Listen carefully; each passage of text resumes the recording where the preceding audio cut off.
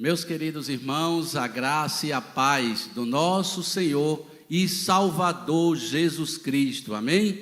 Quero louvar a Deus porque estamos dando início nesta noite à escola bíblica.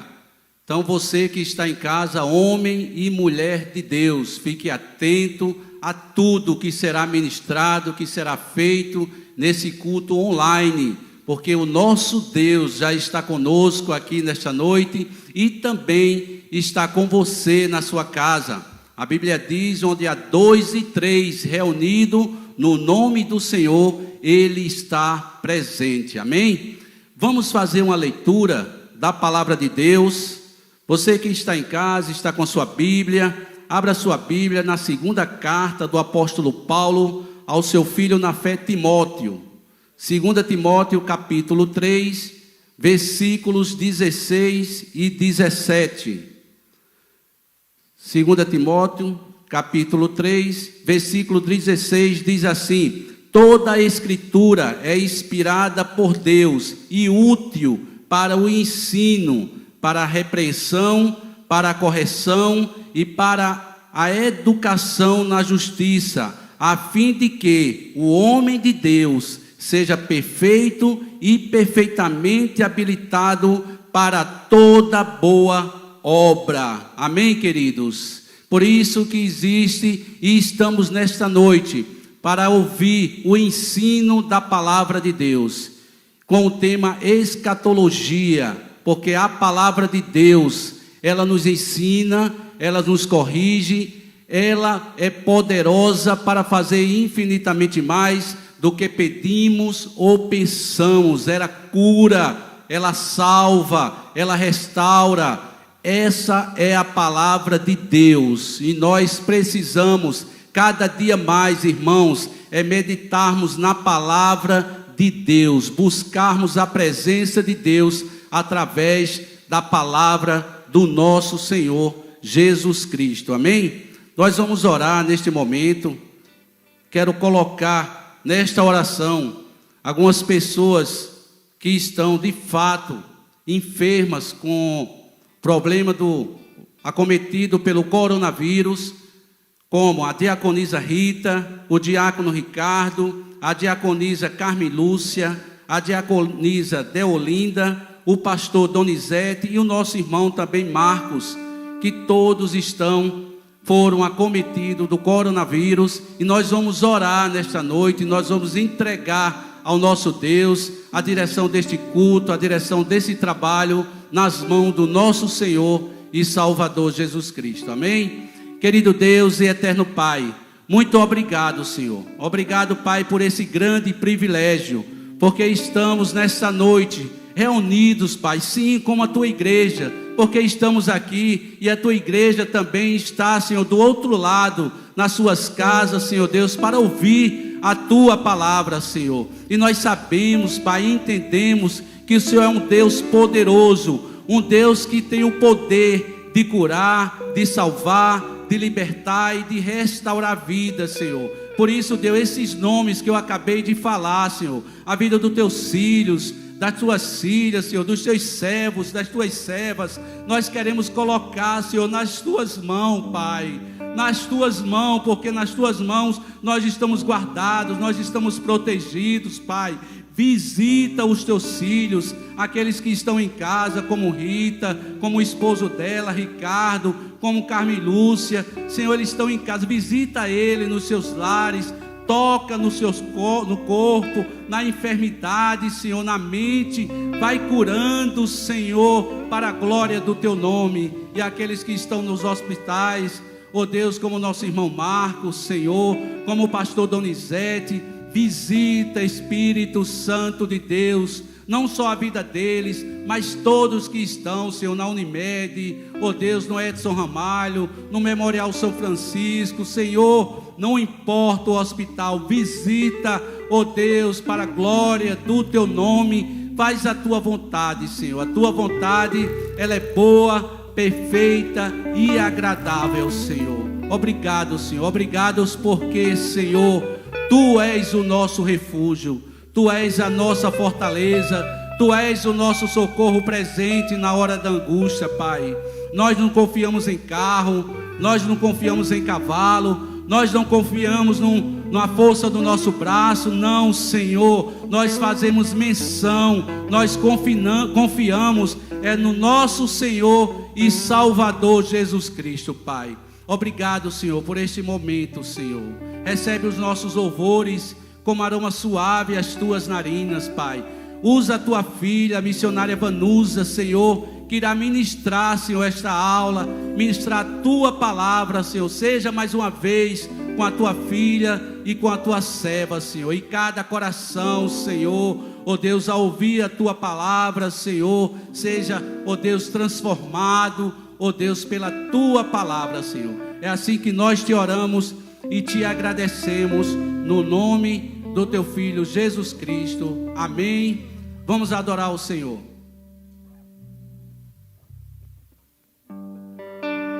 Graça e paz, boa noite a todos os amados que estão aí em casa. Uma noite maravilhosa, gloriosa, onde podemos aprender da palavra do Senhor nessa noite. E não há nada melhor do que adorar o nome do Senhor, do que adorar o nosso Criador, aquele que tem cuidado de nós, aquele que tem nos guardado, aquele que tem nos livrado. Assim como o pastor Assis orou por aqueles que estão acometidos de Covid, eu quero dizer para você que se você, mesmo aí onde você estiver, na sua casa, no quarto, na sala, mas adora, entroniza ao Senhor, porque o nosso Deus, Ele é onipotente, Ele opera em todos os lugares ao mesmo tempo, porque Ele é poderoso, querido. E eu creio que no momento que você abrir a tua boca, o milagre de Deus vai estar fluindo aí na tua casa, aí onde você está, nesse lugar. Então não cesse, adore, louve, engrandeça o nome do Senhor, chore, se quebrante, porque é noite de adorar o Senhor. Foi essa noite que Ele preparou para você adorar o nome dEle. Amém? Então vamos dizer que Ele é formoso, que Ele é glorioso. Ele está aqui no meio de nós, Ele está aí na tua casa. Aleluia. Você pode adorar comigo e dizer que Ele é formoso? Diga assim: quão formoso é, Rei do universo, tua glória enche a terra e enche o céu. Quão formoso és, Rei do universo, tua glória enche a terra e enche o céu. Tua glória enche a terra, tua glória enche o céu, tua glória enche minha vida, Senhor. Diga mais uma vez, tua glória, diga. Tua glória enche a terra, tua glória enche o céu, tua glória enche minha vida, Senhor. Maravilhoso, maravilhoso está em tua presença. Maravilhoso é poder te adorar. Maravilhoso é tocar em tuas vestes. Maravilhoso é te contemplar, Senhor. Aleluia, louvado seja o teu nome, Senhor. Nós te adoramos, nós te bendizemos, Senhor. Tu és formoso em nossas vidas. O nosso prazer é te adorar, por isso cantamos, Deus. Quão formoso és, diga. Rei do universo, tua glória enche a terra e enche o céu. Diga tua glória. Tua glória enche a terra, tua glória enche o céu, tua glória enche minha vida, Senhor. Maravilhoso, maravilhoso é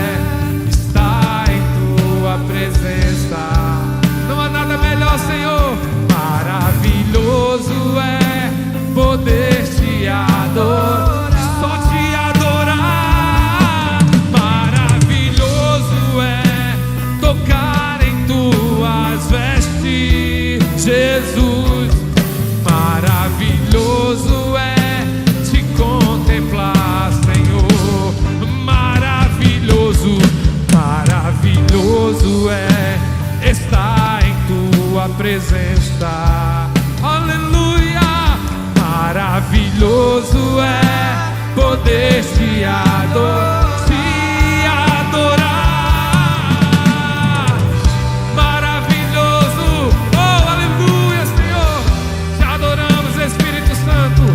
Maravilhoso é te contemplar, Senhor. Aleluia, meu querido.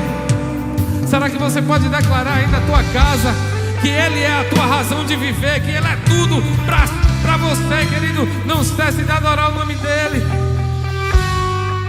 Diga assim bem forte, diga comigo, diga: aleluia, minha razão. A minha razão de viver, meu maior prazer é te amar. Nada me faz mais feliz que poder sentir Jesus me tocar. Teu Espírito e o teu Espírito em mim se mover, comoveu a minha emoção. Oh, oh, oh.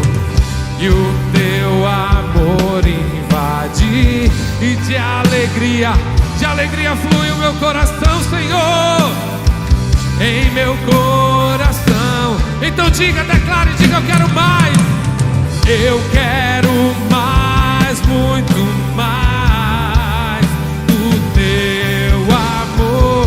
Você é tudo pra mim, Jesus, Senhor.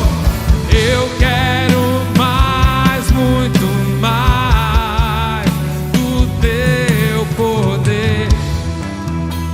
Você é a razão do meu viver. Aleluia. Santo, no início eras a palavra, com Deus o Altíssimo.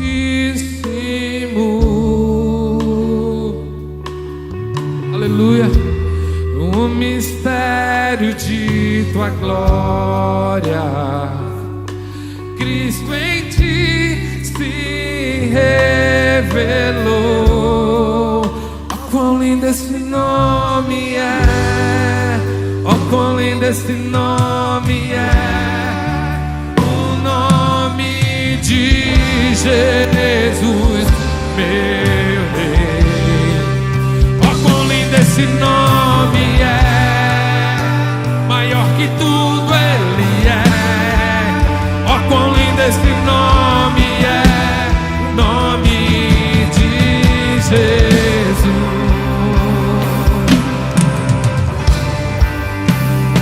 Aleluia! Adore o nome dEle, aquele que venceu a morte, aquele cujo nome é sobre todo nome, o nome de Jesus, aquele que venceu, aquele que ressuscitou ao terceiro dia. A Ele toda honra e toda glória. Oh, oh, oh, oh. Jesus, a morte vencestes, o véu tu rompestes, a tumba vazia agora está, o céu te adora. Proclama, proclama, oh! Pois ressuscitou.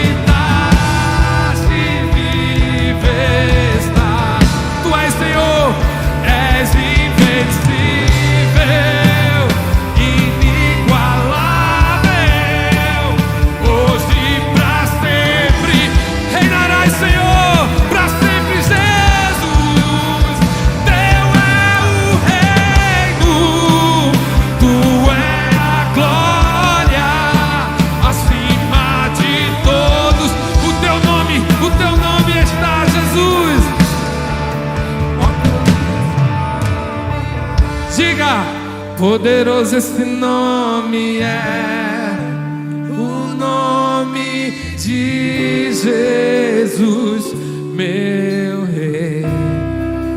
Poderoso esse nome é, maior que tudo Ele é. Poderoso esse nome é, o nome de Jesus. Poderoso esse nome é, nome de Jesus. Você pode aplaudir ao Senhor aí na sua casa mesmo. Ele é lindo, Ele é maravilhoso. Não existe um Deus como o nosso Deus. Aleluia.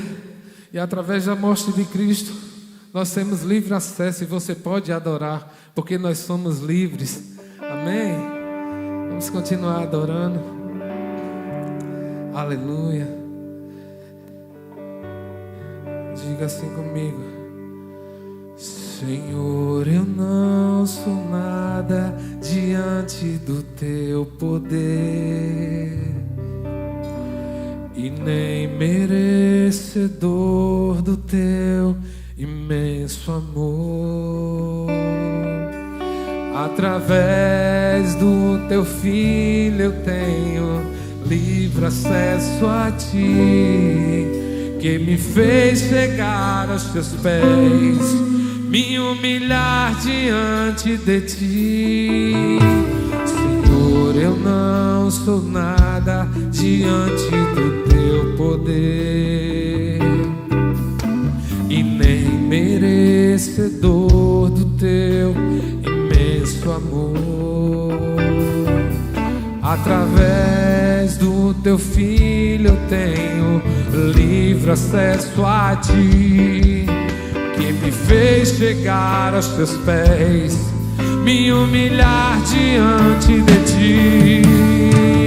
Deixa o teu rio passar em minha vida e curar minhas feridas, sarar as minhas dores.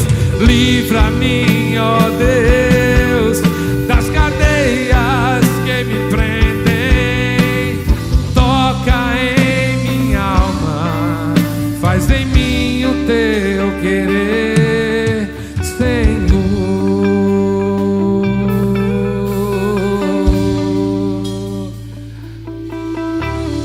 Deixa o teu rio passar em minha vida e curar minhas feridas, sarar as minhas dores. Livra-me, ó Deus, das cadeias que me prendem. Toca em minha alma, faz em mim o teu querer, Senhor.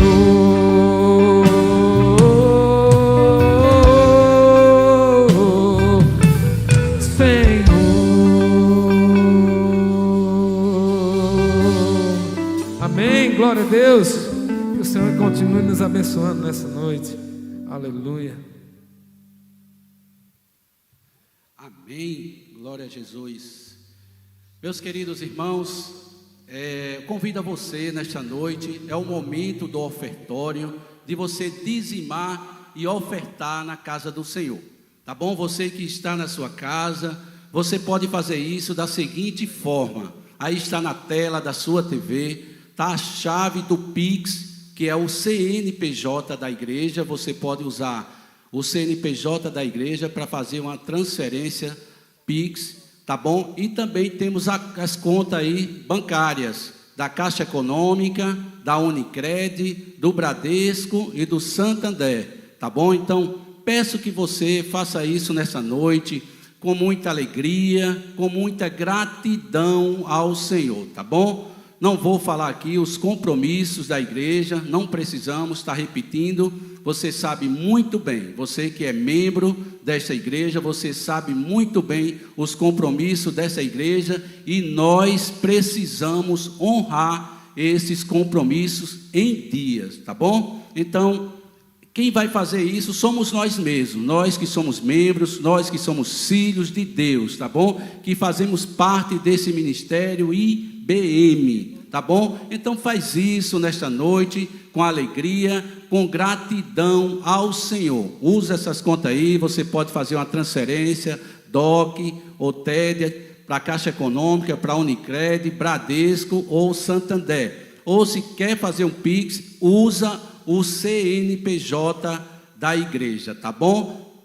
Também temos aí o QR Code, se você quer usar, fique à vontade e que Deus lhe abençoe em nome de Jesus e Espírito Santo do Senhor dirija o seu coração para você fazer isso nesta noite com alegria e com gratidão ao Senhor, tá bom? Vamos louvar mais um hino de adoração ao nosso Deus, com o nosso irmão Adriano, enquanto você na sua casa, você oferta e dizima a casa do Senhor. Amém?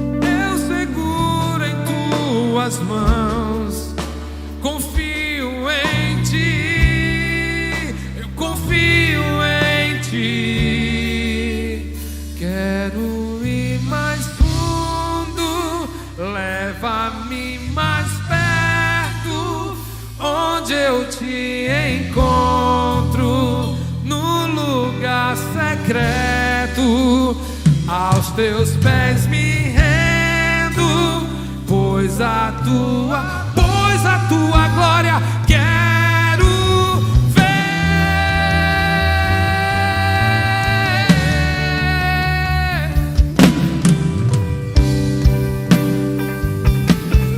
Aleluia, Jesus, louvado o teu nome, Senhor.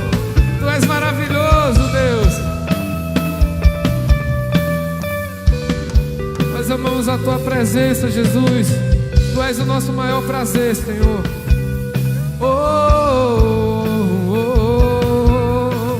Eu amo, Senhor, eu amo a tua presença. Oh Pai, aleluia.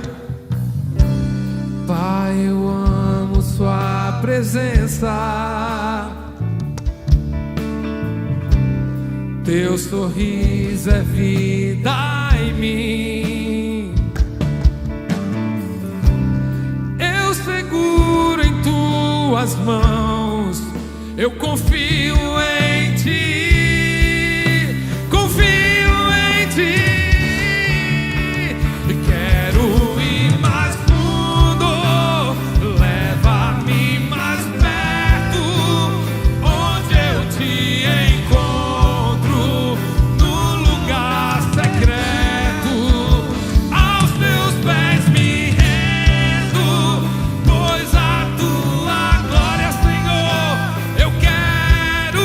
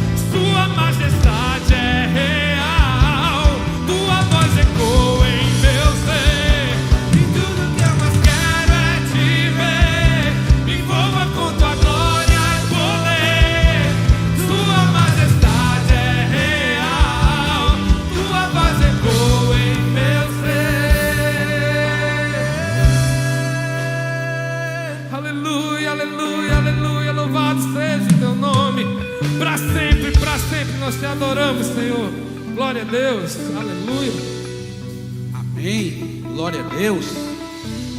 Vamos ouvir a palavra de Deus, o estudo desta noite que continua sobre escatologia.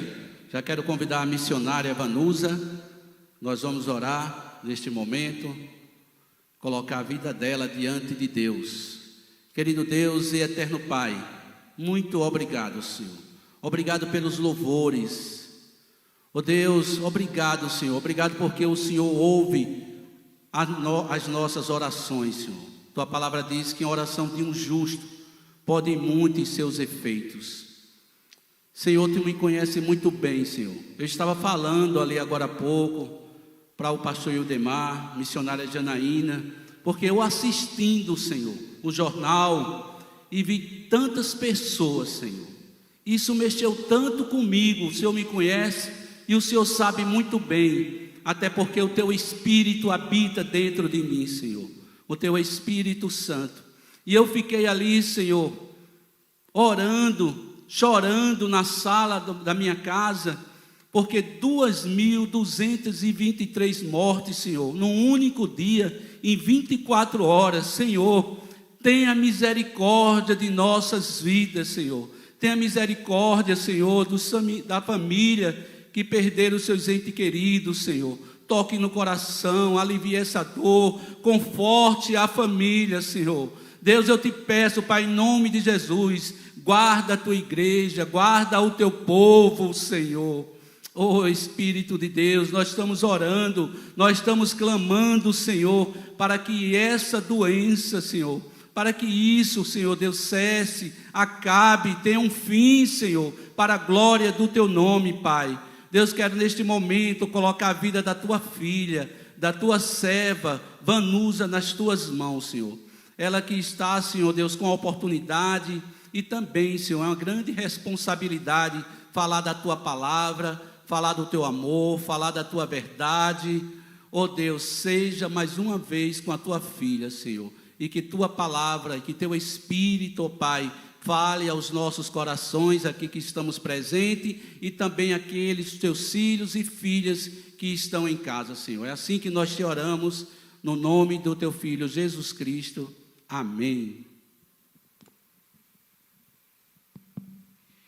Paz e graça da parte do Senhor.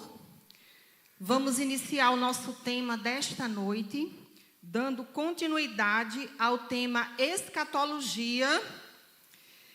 E eu gostaria de pedir a todos os irmãos que estão em suas residências, que, se possível, peguem um papel, peguem um caderninho, uma agenda de anotação, um lápis e pegue sua Bíblia, porque vamos aprender remotamente da parte do Senhor. O Senhor manda para mim, que não mereço nada, mas estou aqui na condição de vaso, de instrumento. E aí as mídias vão chegar até a casa dos irmãos. Nós vimos na aula anterior, ministrada pela missionária Janaína, que ela trouxe um panorama geral das principais escolas escatológicas. Os irmãos se lembram que escatologia quer dizer o estudo das últimas coisas.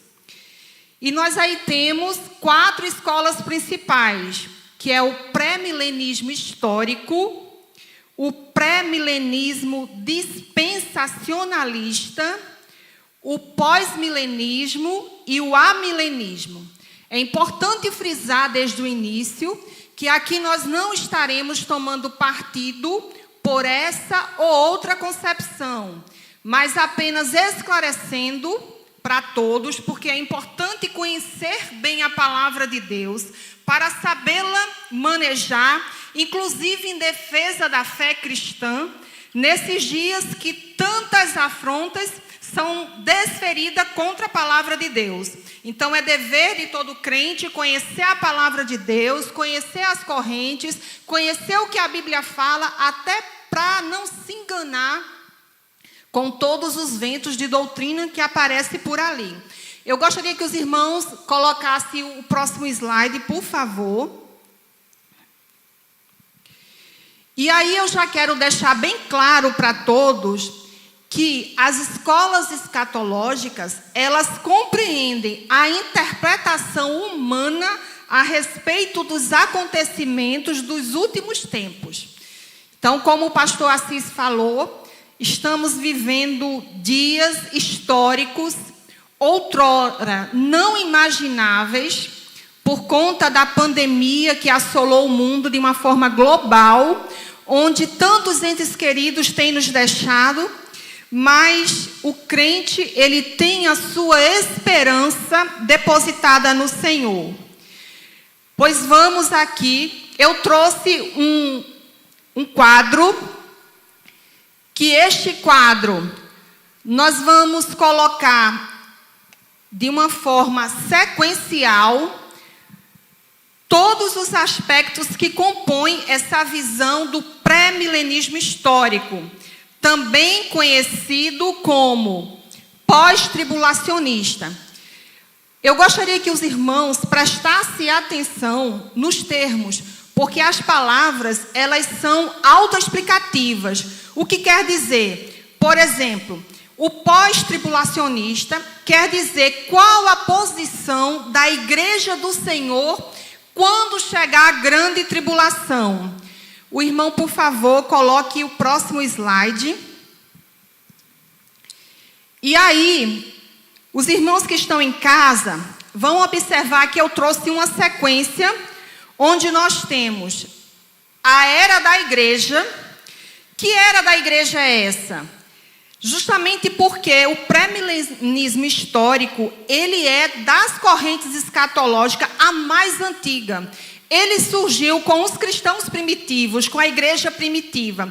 Ele surgiu do século I ao século III. Inclusive, ele é atribuído aos pais da igreja. Da era da igreja, nós temos o próximo evento, que é a grande apostasia. Os irmãos de casa podem nos perguntar, mas baseado em que, irmã Vanusa, nós temos todos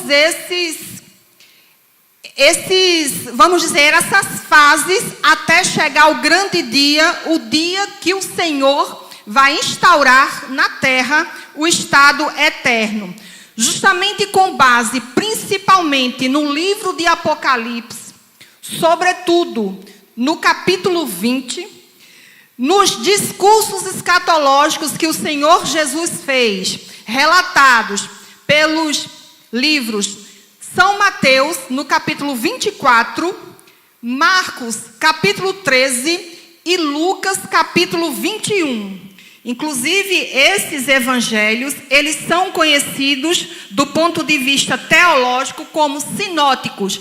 Sinóticos por quê? Porque eles tratam basicamente dos mesmos temas. Eles apresentam uma repetição dos mesmos temas. Aí também pode perguntar, por que estaríamos repetindo basicamente as mesmas concepções ao longo dos 3 primeiros livros do Novo Testamento? Justamente em razão do destinatário desses livros.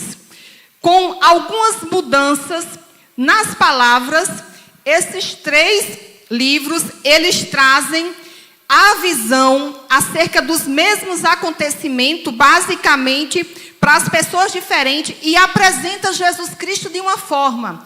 Por exemplo, Marcos apresenta Cristo como servo sofredor. Lucas, direcionado para os gregos, eles apresentam Jesus Cristo como o homem perfeito. Justamente porque Lucas, ao escrever para os gregos, baseado na filosofia, eles tinham o ideal de perfeição do ser humano. E Lucas escreveu mostrando justamente que Jesus Cristo é a humanidade perfeita. Marcos escreve para os romanos e mostra Jesus Cristo como servo sofredor. Mateus escreve para os judeus e projeta Jesus Cristo como de fato ele é, o Messias, o rei dos judeus. Então, essa corrente pré-milenismo histórico, é baseado, sobretudo, nesse sermão escatológico em Mateus, mas não exclui as outras profecias. Por exemplo, a gente sabe que o livro de Daniel é um livro profético escatológico. Tanto é que, por exemplo, no capítulo 9 de Daniel, quando ele fala das 70 semanas, na visão pré-milenista histórica, entende que a última semana de Daniel ainda está para se cumprir. E se cumprirá exatamente nesses aspectos que nós vamos conversar. Então, a partir da era da igreja, que sempre foi uma era bastante conturbada do ponto de vista de sofrer perseguições, sofrer afrontas, tanto é que foi num contexto de muita perseguição que essa corrente pré-milenista histórica surgiu, onde, sobretudo, era o Império Romano, não apenas na figura de Nero, mas de Vespasiano, de Domiciano, de tantos outros imperadores tão cruéis. Então, nesse contexto de muito sofrimento, surgiu o pré-milenismo histórico. E a palavra do Senhor coloca que, após essa fase inicial da igreja, pode, por favor, meu irmão, deixar no quadro. A igreja, ela vai ser tomada, estamos no segundo quadro, pela grande apostasia. O que seria apostasia? Seria a diminuição, a perda do primeiro amor, a diminuição da fé em Cristo.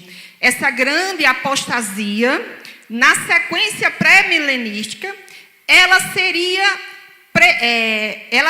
sucedida por uma grande tribulação, onde teríamos a figura do anticristo. É justamente nesse ponto que se enquadra a última semana das 70 semanas de Daniel e os 7 anos, nessa visão. Mas aí, quando a coisa estiver bem pesada, muita perseguição para a igreja, teríamos a volta de Cristo. E aí nós teríamos uma sequência de acontecimentos envolvendo essa volta de Cristo, que seria a primeira ressurreição, que vou explicar mais à frente, o arrebatamento, a destruição do anticristo, a instauração do reino milenar de Jesus Cristo, o milênio, e a prisão de Satanás. Só que essa prisão de Satanás não é uma prisão eterna. 1000 anos depois, Satanás será solto. E aí nós teremos mais uma batalha, conhecida como a Batalha de Gog e Magog, onde, de fato, Satanás será destruído, havendo a segunda ressurreição, dessa vez para aqueles que não estavam em conformidade de santificação para a primeira ressurreição, o julgamento até o estado eterno. Eu dei uma visão geral da sequência, para que os irmãos consigam se situar como é que esse pré-milenismo histórico compreende a sequência de acontecimentos. Não vou falar em datas, porque até então todos aqueles que tiveram a iniciativa de colocar uma data para a volta de Cristo, todos erraram. Sobretudo porque a palavra do Senhor diz que não se sabe nem o dia nem a hora. Daí a importância de nós estarmos sempre preparados. Vamos agora, o próximo slide. Os irmãos de casa, por favor, vamos agora nos deter de forma mais explicada em relação a esses acontecimentos. Nós temos aqui a grande apostasia. Vejam, após a era da igreja, prevê-se, com base na palavra do Senhor, que haverá uma grande apostasia. Se os irmãos aguçarem os sentidos, os irmãos observarão que, por exemplo, a Europa, que foi um grande berço de avivamento, que foi o continente que na Idade Média saiu da idade da escuridão das trevas e projetou o Evangelho de Cristo para todo mundo, hoje é um continente que está acometido de uma grande frieza espiritual. Quando a gente pensa, por exemplo, nos Estados Unidos, estudos recentes do ano de 2019 dizem que, em sendo os Estados Unidos um país evangélico, em sua maioria, até porque foi formado por famílias evangélicas, só em 2012 o número de evangélico decaiu em 12%. Então, nós observamos que hoje se está vivendo momentos de grande apostasia. E aí a palavra do Senhor, para os irmãos anotarem, em 2 Timóteo, capítulo 2, versículo 3 e 4, alerta Paulo ao escrever aos Tessalonicenses, dizendo: não deixe que ninguém os engane de modo algum. Antes daquele dia, ou seja, do dia do Senhor, virá a apostasia. Então será revelado o homem do pecado, o filho da perdição, ou seja, o anticristo. Este se opõe e se exalta acima de tudo que se chama Deus, ou é objeto de adoração, chegando até a sentar-se no santuário de Deus, proclamando que Ele mesmo é Deus. Então, observe, a era da igreja é sucedida pela grande apostasia, e nesse cenário de fraqueza espiritual, o anticristo vai se apresentar. E aí todo mundo que estuda escatologia pergunta: quem será o anticristo? Na verdade, a palavra do Senhor diz que ao longo da história da igreja, vários anticristos se levantam, mas esse anticristo aqui especificamente, vamos dizer que é o cabeça dos anticristos. Observem o que diz 1 João, capítulo 2, versículo 18, que diz assim: filhinhos, vem o anticristo. Já muitos anticristos se têm levantado. Podemos conhecer que é a última hora. Então, observe. Quando a gente fica tentando adivinhar autoridade tal, política, autoridade tal, religiosa, é o anticristo, a gente observa que, de fato, ao longo da história da igreja, muitas pessoas se levantam e se reveste desse papel do anticristo, porque o prefixo anti vem do grego e significa contrário, oposição. Obviamente que todos aqueles que se opõem ao evangelho de Cristo é o anticristo. Porém, esse anticristo que se levantará em dias de grande tribulação, tribulação esta nunca imaginada, porque esta tribulação não se confunde com as lutas constantes que a igreja do Senhor tem sofrido ao longo de sua história. Então, este anticristo, ele vai se projetar como o maior de todos. E observe já uma aplicação prática para a vida do cristão. No cenário de apostasia, ou seja, de fraqueza, de abandono do amor de Deus, ao amor de Deus, de fraqueza espiritual, o anticristo vai se revelar. Vai se revelar. Então veja que a estratégia do diabo é enfraquecer para dominar. Daí nós que somos crentes já devemos estar atentos para não se envolver na grande apostasia. Então a palavra do Senhor fala que, com base em Mateus, principalmente, que está sendo o nosso texto de referência, Mateus 24 e Apocalipse 20, nós já tivemos a grande apostasia, a grande tribulação, onde muitos serão martirizados, e aí nós teremos o anticristo. E é justamente nesse cenário, após a grande tribulação, que Jesus vem na visão do pré-milenismo. É nessa Por isso que ele também é chamado de pós-tribulacionista, justamente porque a igreja do Senhor, ela estará na terra na época da grande tribulação. Diferentemente, por exemplo, da visão que os irmãos verão mais à frente, do amilenismo, que pensa de uma forma diferente. Mas aqui, a igreja de Cristo estará presente neste cenário de grande tribulação. Então, o anticristo vai se revelar. Os estudos dizem que esse anticristo, ele vai ser ovacionado, ele vai ser acolhido pelas pessoas, até porque ele vai vir com uma bandeira de celebrar a paz, de instaurar a paz mundial, de resolver os problemas políticos, econômicos, sociais do mundo. Ele vai ser acolhido pelas pessoas, mas uma certa hora, que na visão pré-milenística é a partir da metade da última semana de Daniel, em torno de 3 anos e meio, ele vai se revelar. Ele vai se revelar. E aí, é neste momento que Cristo voltará. É neste momento que Cristo voltará. E essa volta de Cristo não será uma volta invisível.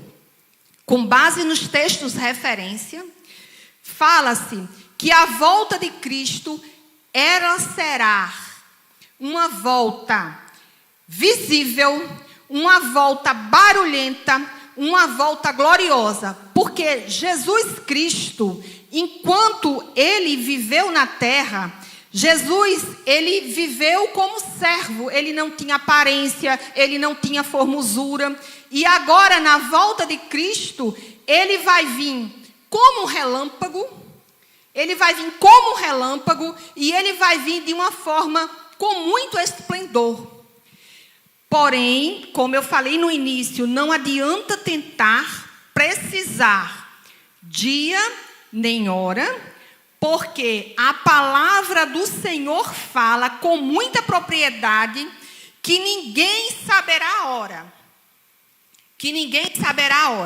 Em 1 Tessalonicenses, capítulo 4, versículo 16, a palavra de Paulo, inspirado pelo Senhor, diz: dado a ordem, com a voz do arcanjo e o ressoar da trombeta de Deus, que é a última trombeta, a 7ª trombeta, o próprio Senhor descerá do céu e os mortos em Cristo ressuscitarão primeiro.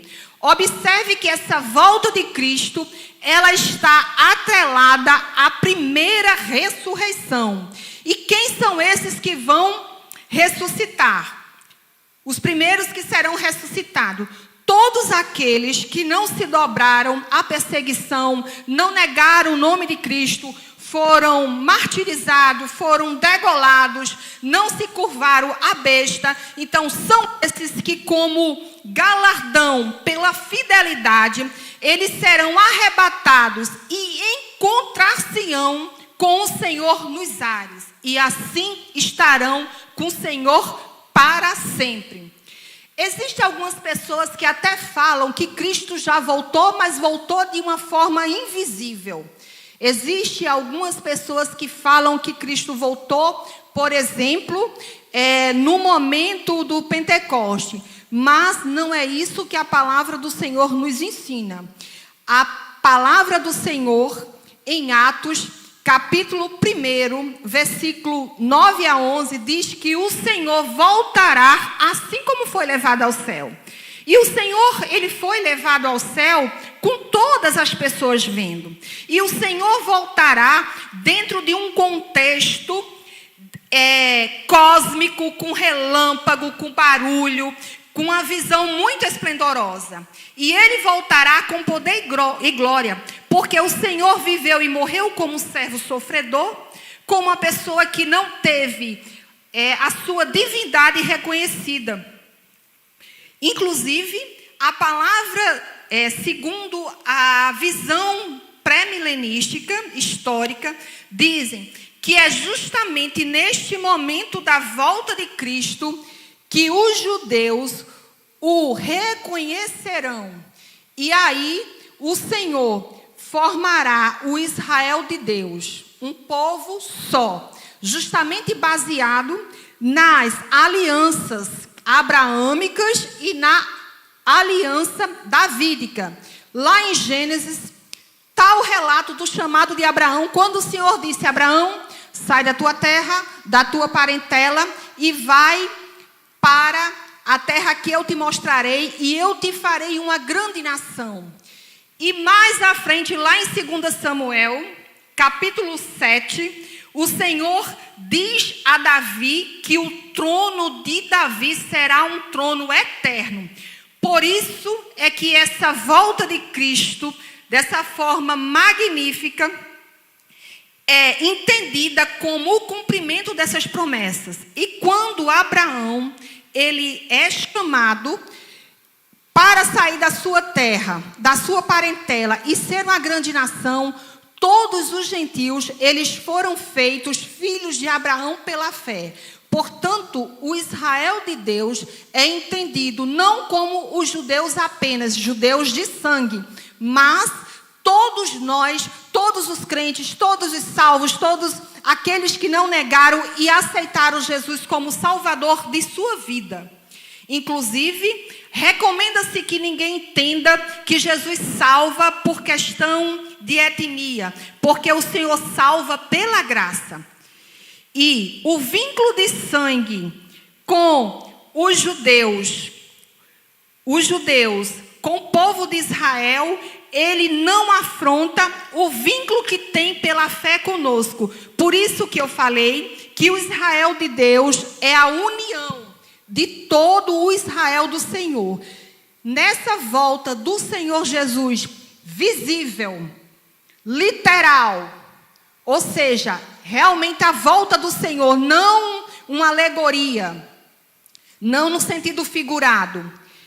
Os judeus irão reconhecer o Senhor.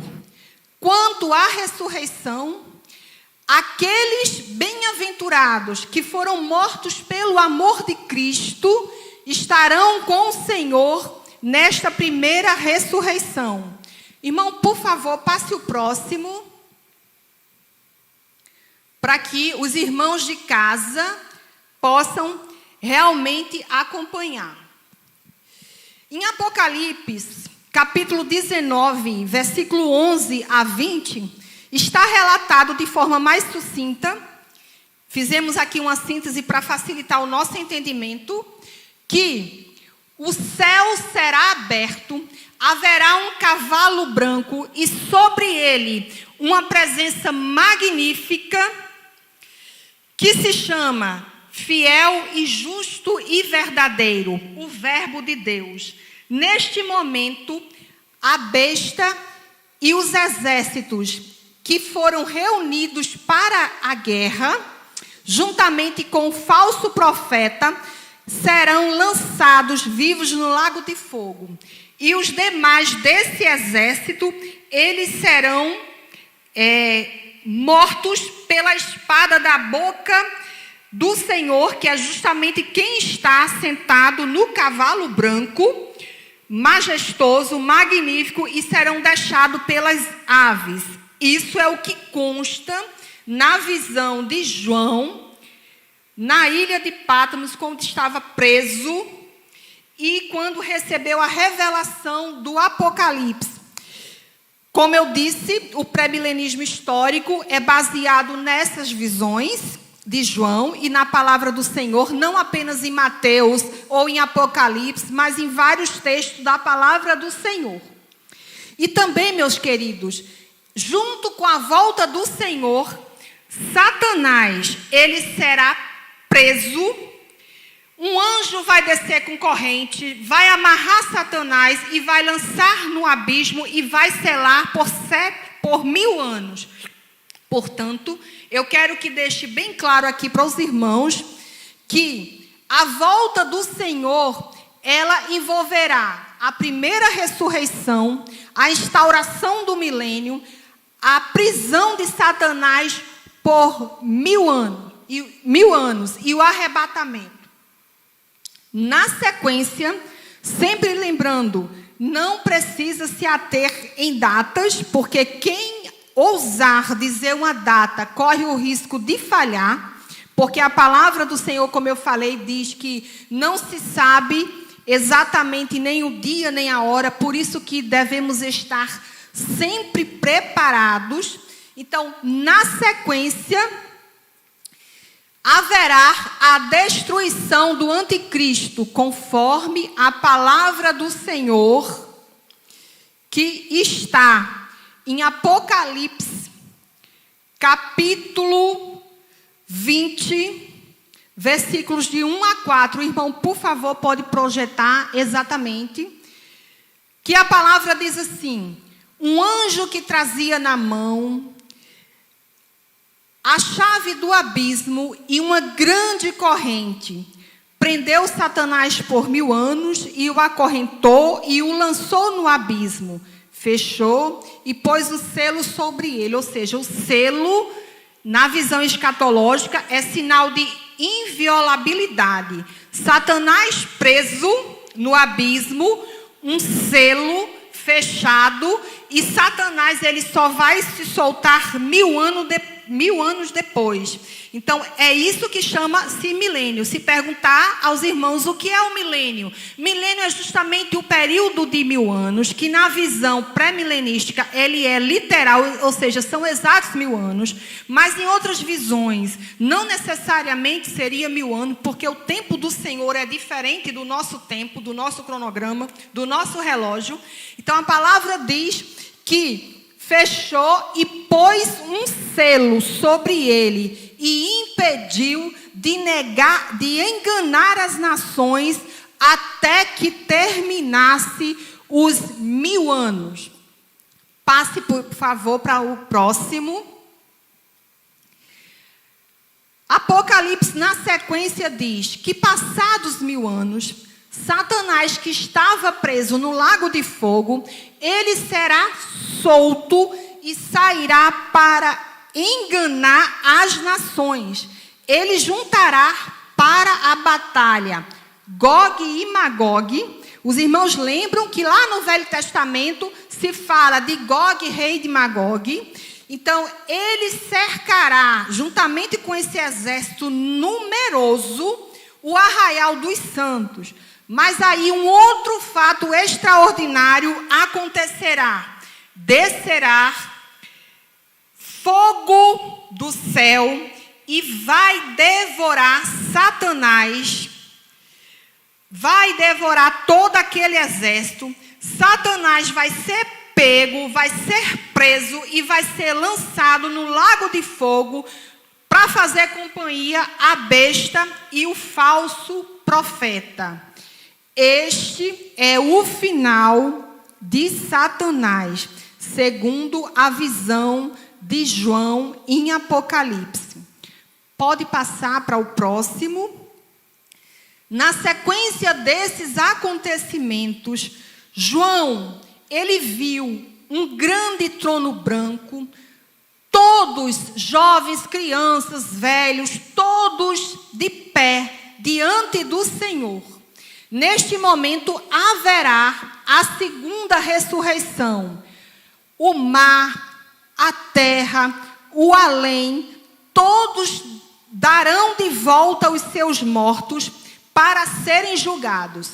Observem que na primeira ressurreição, quando o Senhor vem na sua volta para instaurar o milênio, a palavra e a visão pré-milenismo histórica, ela diz que esses da primeira ressurreição, eles vão participar para reinar com Cristo já no milênio. Os outros continuarão aguardando a segunda ressurreição. Esses mortos que ressuscitarão, eles ressuscitarão para serem julgados. E esse julgamento será um julgamento por Jesus Cristo. Observe que Jesus Cristo, quando Ele nos salvou, Ele nos justificou perante Deus. E agora, Ele vai ele recebe a autoridade do Pai para julgar. Então aqui Jesus não é mais o advogado, Jesus não é mais aquele que justificou, mas aqui Jesus é, vamos dizer, o estado celestial juiz, é aquele que vai julgar os mortos. E ele terá em sua mão o livro da vida, e todos aqueles que não forem encontrados com suas obras em conformidade com a palavra, eles vão ser lançados no lago de fogo, onde já estavam a besta, o falso profeta. Biblicamente, esta é a segunda morte. Por isso é que nós acreditamos que os crentes, os salvos, aqueles que não negam a Cristo, eles só sofrem a morte física, a morte biológica, porque a segunda morte não tem poder sobre eles. Mas aqueles que forem encontrados em não conformidade com seu nome no livro da vida, vai ser lançado neste fogo, onde já está a besta e o falso profeta, que é a segunda morte. E aí, resolvido todas as questões, anticristo já se foi, Satanás já se foi, a besta já se foi, pecadores já se foram, e aí o Senhor estará instaurando o estado eterno. Onde está relatado? Apocalipse capítulo 21, onde a palavra do Senhor diz que haverá novo céu, nova terra, que não haverá choro, não haverá dor, não haverá Covid, não haverá morte, não haverá desespero.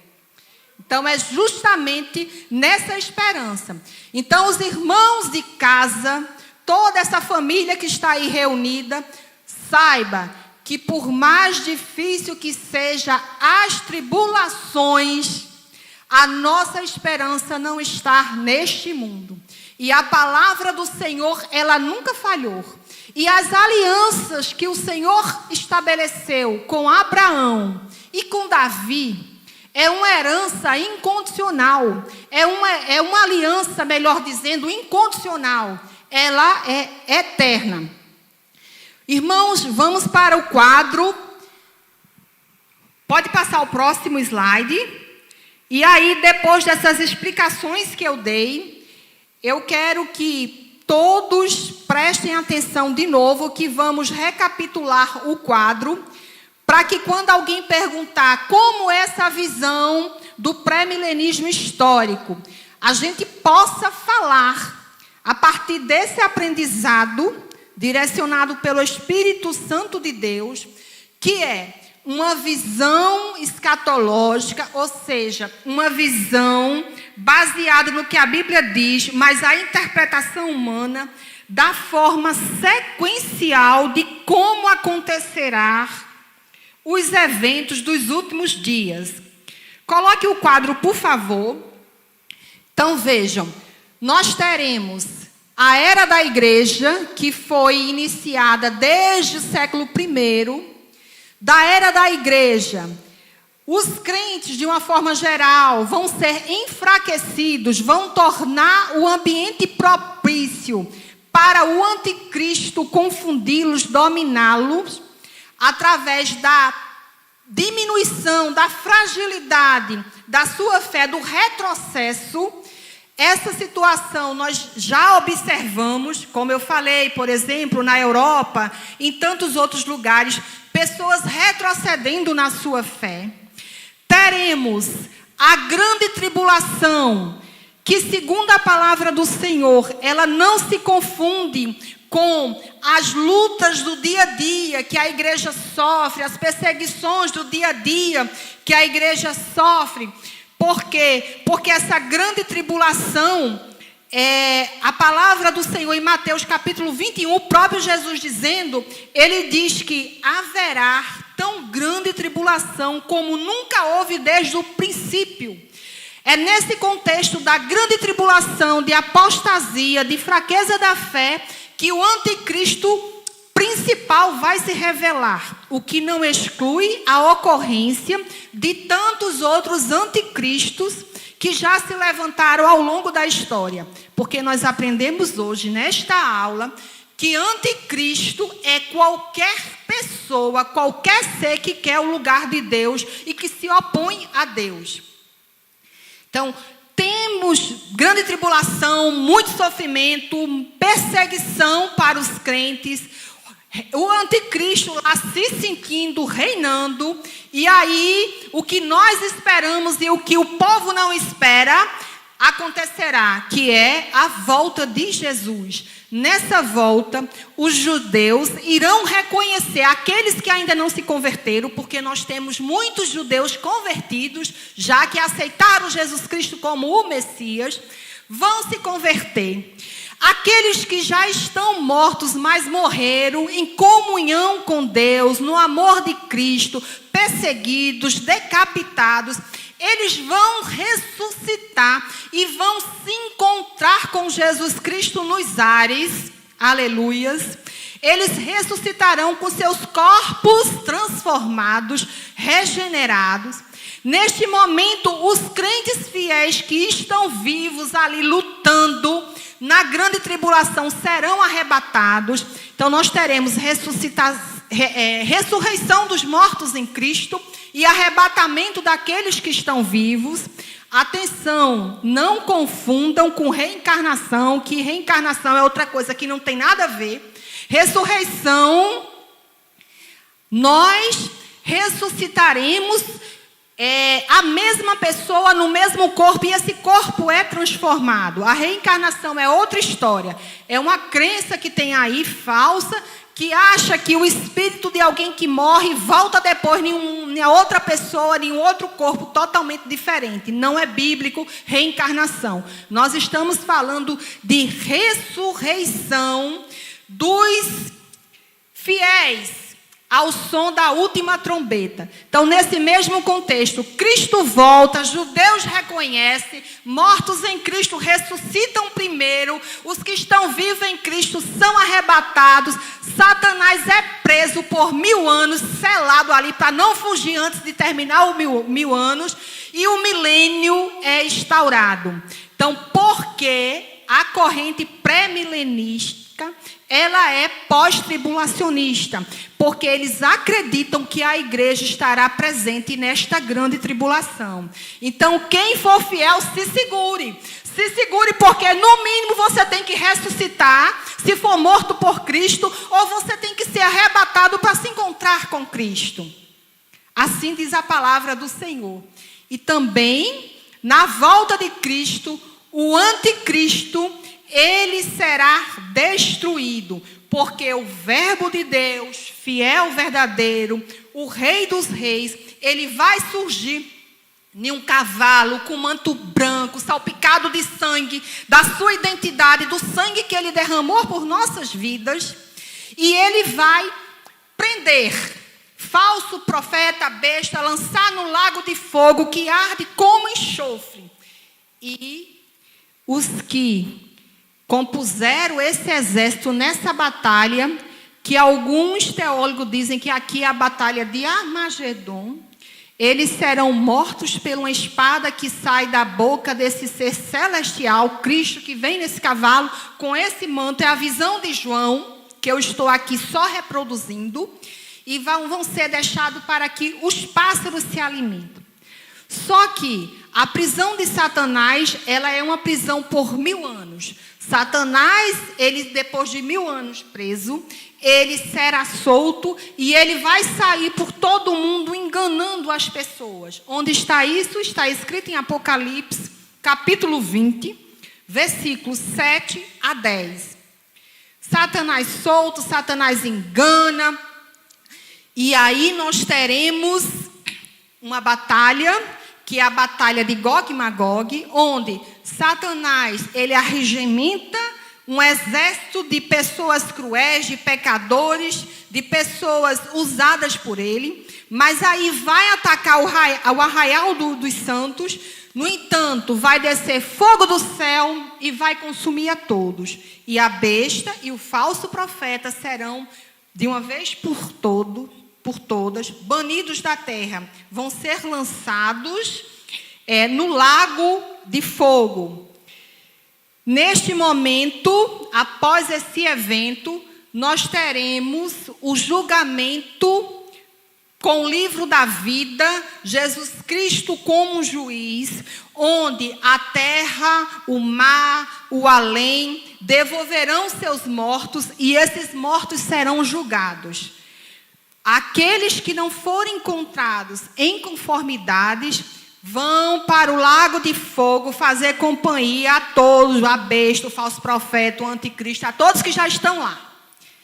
E aqueles que forem encontrados em conformidade ainda terão a chance de serem.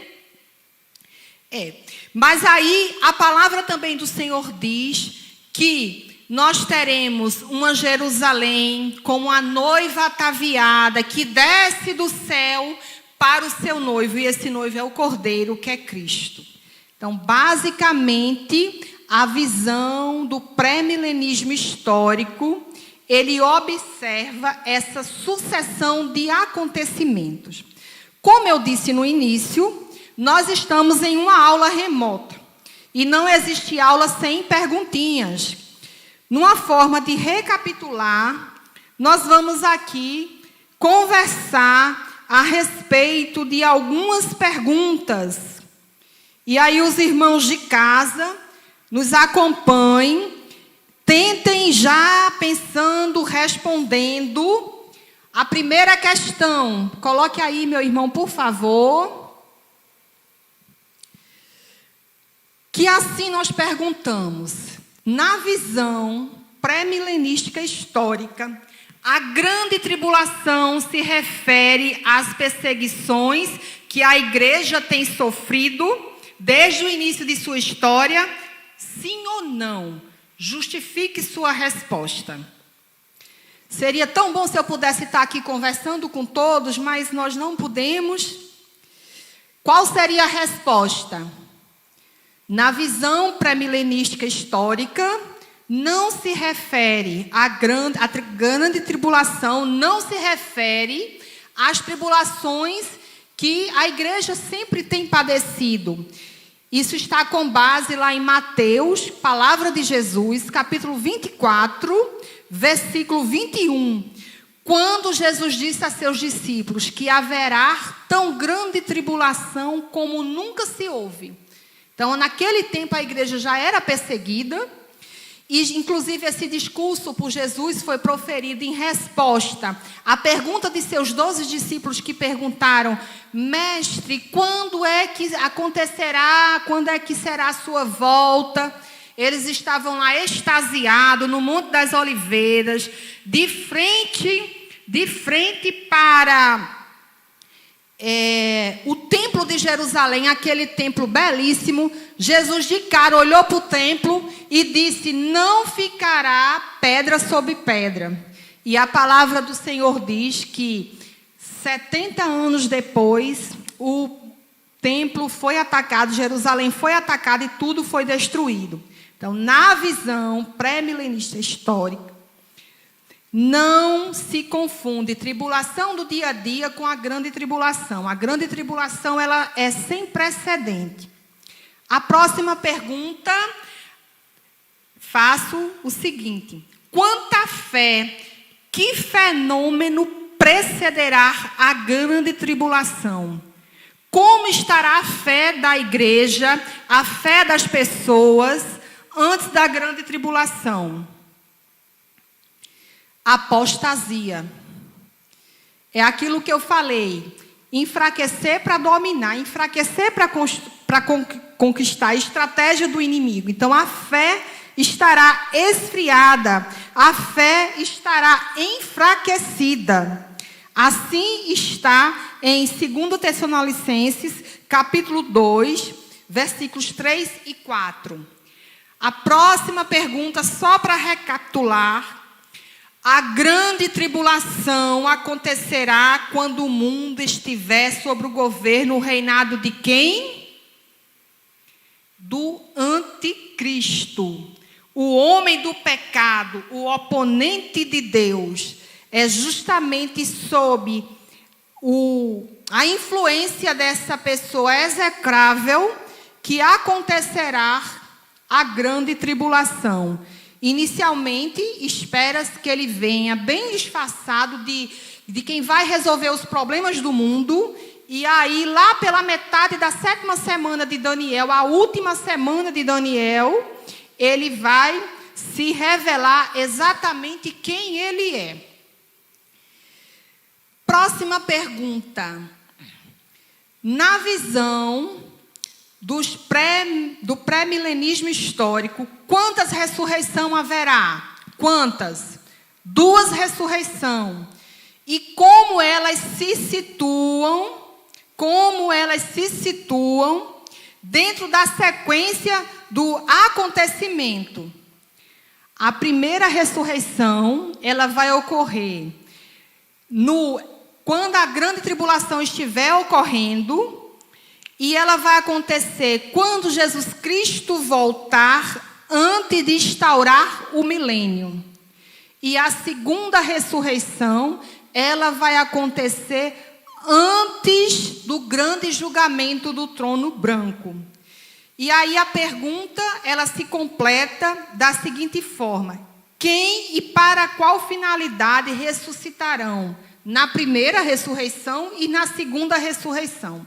Na primeira ressurreição, nós aprendemos que ressuscitarão aqueles que morreram em Cristo. E eles ressuscitarão para serem recepcionados nas nuvens por Cristo que está voltando e com ele instaurar o milênio, reinar com o Senhor, a partir de então. E a segunda ressurreição são os mortos que morreram com a sua vida, com sua fé, contrária aos ensinamentos do Senhor, e eles ressuscitarão para o grande julgamento. Vamos para mais uma perguntinha. O que acontecerá com Satanás por ocasião da segunda volta de Cristo? Satanás, ele será preso por 1000 anos. Nesta época, Satanás será preso por 1000 anos. Tanto é que na sequência nós teremos o milênio. E o milênio será aquele momento de paz, de comunhão, justamente porque Satanás estará preso. Por ocasião, a próxima pergunta, da segunda volta de Cristo, o que será inaugurado? O milênio. Será inaugurado o milênio. Ainda temos mais uma pergunta para os irmãos de casa pensarem, e é uma forma também de recapitular o que nós aprendemos. Cite 2 alianças do Antigo Testamento que dão suporte às concepções do pré-milenismo histórico. Nós vimos que essa aliança, sobretudo, é a aliança que Deus formalizou com Abraão, quando mandou ele sair da sua terra, da sua parentela, e colocou a promessa de que o faria uma grande nação, de pessoas incontáveis. Nós somos dessa herança, porque pela fé nós nos tornamos filho de Abraão. E a aliança incondicional com Davi, onde lá em Samuel, 2 Samuel, o Senhor promete a Davi que o seu reino será eterno. E Jesus Cristo é descendente da tribo de Judá, tanto pela linhagem de José, seu pai adotivo, como pela linhagem de Maria também. E esse reinado perpétuo é justamente do Messias, de Cristo, em cumprimento à sua promessa. Mais um dado teológico é que nós temos 2 tipos de alianças. As alianças, elas se classificam biblicamente em 2 tipos: aliança condicional e aliança incondicional. A aliança condicional é a aliança que Deus exige que o homem cumpra alguma coisa, alguma cláusula, alguma determinação. Do contrário, essa aliança será quebrada. Então, a continuidade desta aliança depende da fidelidade do homem para com Deus. No entanto, a aliança incondicional, Deus de promessa, Ele vai cumprir, que o homem queira que não. Então, a aliança de Davi e a aliança de Abraão, essa aliança ela será cumprida de todo jeito. De todo jeito, porque é uma aliança que o cumprimento não depende do homem, mas o cumprimento depende de Deus. E nós já sabemos que Deus, Ele não muda. Outra pergunta. Após o milênio, o que acontecerá com Satanás? O milênio é uma prisão, vai ter a prisão por 1000 anos de Satanás. Esse 1000 anos pode ser literal ou não. No entanto, após o milênio, ele será solto e partirá para enganar as nações. Somente próximo, lá no julgamento, é que Satanás, de uma vez por todas, vai ser banido da terra. E a última pergunta é: antes do julgamento final, haverá uma batalha. E qual é essa batalha e como ela termina? Aprendemos aqui, com base na visão de João, no Apocalipse, que será a batalha conhecida como a Batalha de Gog e Magog. E como é que ela termina? Ela termina, eles vão atacar o arraial dos santos, desce fogo do céu, consegue debelá-lo, consegue dominá-los, e aí nesse momento é que Satanás vai ser definitivamente capturado e lançado vivo no lago de fogo. Juntamente com ele vão ser lançados todos aqueles que não foram achados inconformidades por ocasião da chamada, do chamamento, do julgamento a partir do que está escrito no livro da vida. E aí, para encerrar a nossa aula, nós temos aqui 3 aplicações práticas em relação a essa corrente. Vamos pensar aqui. Os irmãos não são obrigados a concordar, a gente respeita, mas é importante conhecer. É importante conhecer. Até porque possa ser que haja algum problema em relação a precisar o que acontece antes, o que acontece depois, enfim. Mas é importante que em todas essas correntes escatológicas, os pilares fundamentais da fé cristã, a sã doutrina bíblica, ela não é mexida. Tanto é que nessa primeira aplicação que nós trazemos aqui, diz o seguinte: dentre as várias concepções escatológicas, a volta de Cristo e a salvação dos santos são 2 fatores inquestionáveis. Mesmo que discorde, a igreja está presente na grande tribulação? Não está? Como é o milênio? O milênio é 1000 anos, o milênio não tem nada a ver com 1000 anos, o milênio já aconteceu, o milênio ainda vai acontecer, enfim. Apesar de todas essas posições, todas concordam que Cristo vai voltar e que os santos serão salvos. E é justamente baseado nisso que nós firmamos a nossa fé.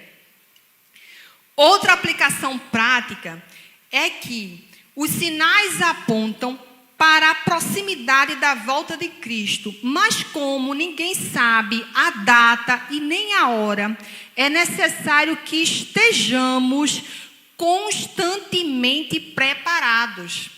Porque aqueles que estiverem mortos em Cristo ressuscitarão. No entanto, aqueles que estiverem vivos, eles têm que estar em comunhão para que participe do arrebatamento. Porque a palavra do Senhor diz que estarão 2 no campo, um será levado, outro será deixado. E nós não queremos ser deixados, nós queremos ser levados. E a outra aplicação é a certeza de que nós que éramos gentios antes, hoje nós integramos essas promessas através das alianças que o Senhor formalizou com Abraão e com Davi. A aliança de que com a fé nós também nos tornamos filhos e que esse reino sempre eterno, Jesus vai voltar, Jesus vai reinar em plenitude entre nós. E que o Israel de Deus será restaurado. E essa restauração não é apenas a fé dos judeus, a fé do povo de sangue do Senhor, mas é o Israel composto por todos nós. Amém. Eu agradeço a atenção de todos vocês.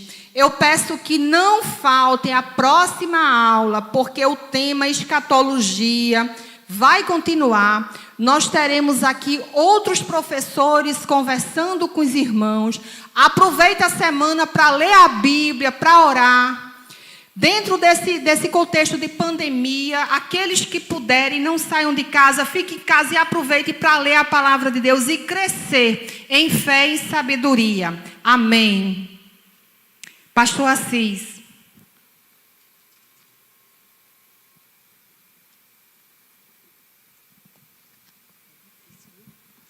Amém. Glória a Deus. Glória ao nosso Senhor Jesus Cristo. Amém, queridos? Estamos finalizando. Vamos orar, vamos agradecer a Deus. Nesta oração, quero colocar a vida do pastor Pontes e também da sua filha, que também foi acometida pelo Covid. Foi diagnosticada do Covid. E nós vamos orar neste momento. Curve sua cabeça. Querido Deus e eterno Pai, muito obrigado, Senhor. Obrigado, Deus, pela excelente estudo da Tua palavra, Senhor. Obrigado pela Tua filha, a missionária Vanusa, que ministrou a Tua palavra, Senhor. Obrigado, Deus, por todos nós que estamos aqui, o pastor Ildemar, Senhor, o pastor Jocelyn, a missionária Janaína, todos da mídia que estão aqui. Obrigado, Senhor, porque o Senhor tem nos guardado e estamos bem, Senhor.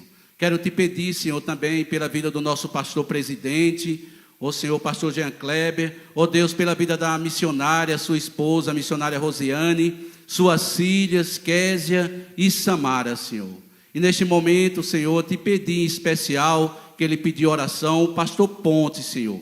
Guarda a vida do teu filho, proteja ele, Senhor, não deixe que essa doença, Senhor Deus, atinja ele, Pai. Guarde a vida dele, guarde a vida da sua esposa, de toda a sua família. E quero te pedir pela filha dele, que foi acometida pelo Covid, Senhor. Guarda a tua filha, Senhor, livra ela, Senhor, sara ela, Pai, para a glória e louvor do teu nome, Senhor. Obrigado, Deus.